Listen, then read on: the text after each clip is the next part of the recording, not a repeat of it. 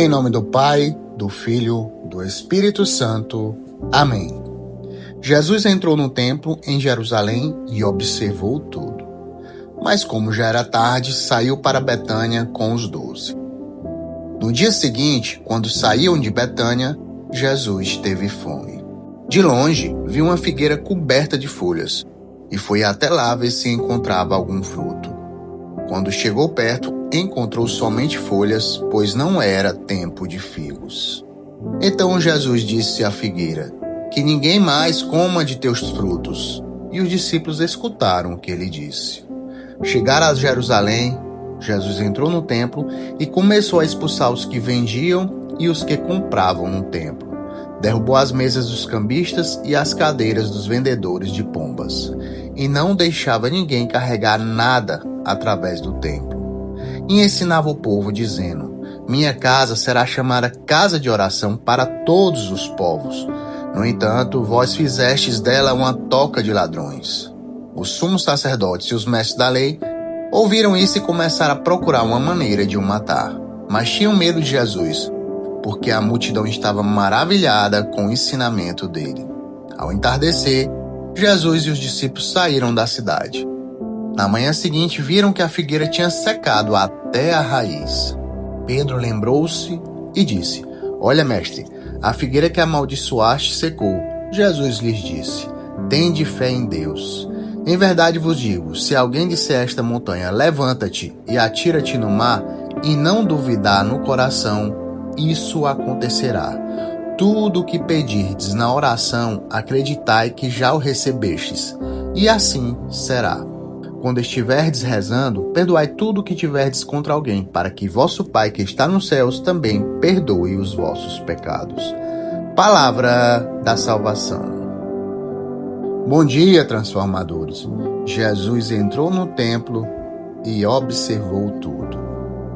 Ele não age logo, primeiro olha, porque Deus não olha como nós olhamos. Nós vemos aparência, movimento, eficiência, números. Ele olha o coração das coisas. E no dia seguinte, Marcos diz que Jesus teve fome. Os primeiros padres da igreja enxergavam aqui muito mais do que a fome física. Venerável Beda dizia que Cristo tinha fome da salvação dos homens, fome de encontrar fruto, fome de encontrar amor verdadeiro. Então ele vê de longe uma figueira cheia de folhas, bonita por fora, viva na aparência, promissora, mas quando se aproxima, não encontra fruto, só folhas. Não era tempo de figos. E à primeira vista, parece injusto. Por que Jesus amaldiçoaria uma árvore se ainda não era tempo de frutos? Mas a figueira, minha gente, é um símbolo de Israel. E mais do que isso, é um símbolo de toda a religiosidade que aprendeu a produzir aparência, sem conversão verdadeira. Folhas sem fruto. Palavras sem entrega. Ritos sem amor. É um movimento religioso, mas sem uma oração verdadeira, real. E a figueira tinha folhas como Israel tinha, a lei e os profetas, mas faltavam os frutos das boas obras. E aqui o Evangelho se aproxima muito de nós, porque é possível passar anos perto das coisas de Deus e ainda assim nunca deixar Deus entrar de verdade. Existe uma fé que produz somente folhagem. A pessoa sabe falar bem, conhece sobre religião, publica frase espiritual, defende posições corretas, mas o coração continua fechado, duro, incansavelmente centrado em si mesmo. Então Jesus entra no templo, ele derruba mesas, expulsa vendedores, interrompe ali o movimento.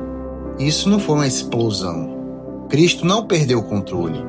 Os profetas eles já haviam anunciado que um dia o próprio Senhor viria purificar o templo. Malaquias fala dessa visita de Deus, que examinaria o santuário. Zacarias diz que na era messiânica não haveria mais vendedores na casa do Senhor. E Jesus está mostrando algo que adoeceu. O lugar de oração virou lugar de interesse. Minha casa será chamada casa de oração, mas vós a transformastes numa toca de ladrões. E o venerável Beda dizia que a mente do homem também é templo de Deus. E quando deixamos pensamentos ordenados, vaidades, ressentimentos e interesses ocupar esse espaço, o templo interior começa a parecer mais um mercado do que uma casa de oração. Às vezes nós queremos Deus, mas sem deixar que Ele derrube as mesas dentro de nós. Queremos um consolo sem purificação, espiritualidade sem conversão, uma paz sem renúncia. Mas Cristo não veio apenas para visitar o templo, veio para purificá-lo. E é por isso que tanta gente foge daquela oração mais profunda. Porque quando o silêncio começa, as mesas começam a cair. Ali aparecem os apegos que nós escondíamos, compensação emocional, a necessidade de aprovação, pequenas idolatrias que nós vamos organizando dentro da alma. Jesus não expulsa, minha gente, os vendilhões para humilhar ninguém, não. Ele faz isso porque o nosso coração foi criado para algo infinitamente maior. Casa de oração, lugar de encontro, lugar de presença, lugar onde Deus não é usado, mas amado. E o Evangelho termina falando de fé, oração e perdão. Tudo está ligado. Porque uma oração verdadeira exige um coração reconciliado. Não existe uma intimidade profunda com Deus num coração que se alimenta continuamente de rancor. O perdão, ele não muda o passado, mas impede que a ferida vire uma identidade. E provavelmente seja aqui que a figueira seca começa a falar com a gente. Ela secou até a raiz. O Evangelho não fala apenas de comportamento exterior, fala de raízes.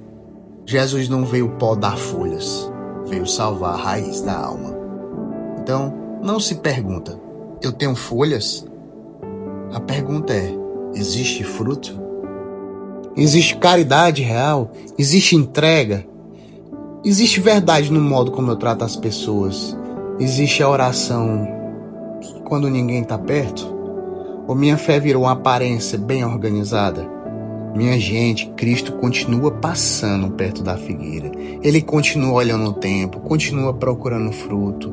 E o mais belo é isso. A fome de Cristo ainda é fome de nos encontrar vivos por dentro.